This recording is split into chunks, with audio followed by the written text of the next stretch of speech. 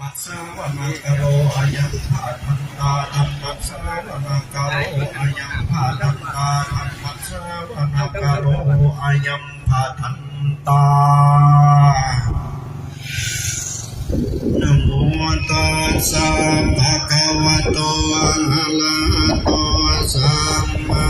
สัมพุทธัสสะนะโมตัสสะภะคะวะโตอะระหะโตสัมมาพุทธัสสะนะโมตัสสะภะคะวะโตอะระหะโตสัมมาพุทธัสสะปุริมันจติสังลาสะตตาลโทปัสสะสติกันตาปนังอธิปติมหาลาสยาสัสสิโสปุตตะปิกัสสะอินทานามามหาภลายิติมันโตสุติมันโตวันนามันโตยัสสะสิโนโมตามานาอาภิกาโมภิกขุดังสามิติวานังสินันจติสังลาสาวิโรภะโอตปัสสะสติกุมปันนานังอติปติมหาลาสยาสัสสิโสปุตตะปิตัสสะภาวะอินติมันโตสุติมันโตวันนามันโตยัสสะสิโนโมทามานาภิกขามงภิกขุนังสามิทิงมานังกินนันจติสังลาสาวิรูปโขปัสสะสตินาคานังอติปติมหาลาสยาสัสสิโสติทัสสะภะหะโวอินทานามามหาภลาอินทิมันโตสุติมันโตวันนามันโตยัสสะสิโน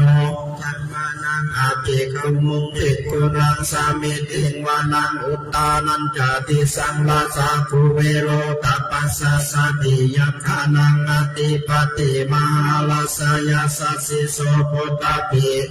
ภะโวอินทานามามหาภราหิติมันโตสุติมันโตวันนามันโตยัสสะสิโนโมทามานาอภิกขามุงภิกขุนังสามิทิงวานังหยาดน้ำเลย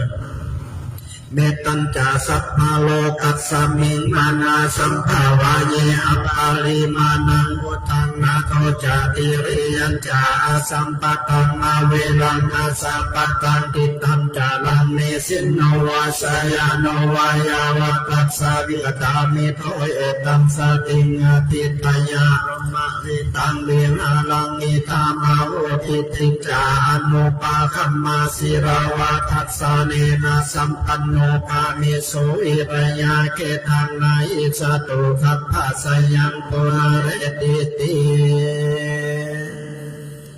ในอนัตต่อไปจะเลยนำผ้าไหวพระหับชิ้นหลังจากไหวพระหับชิ้นแล้วแม่จะได้ไปสู่ถอดสู่ท้อน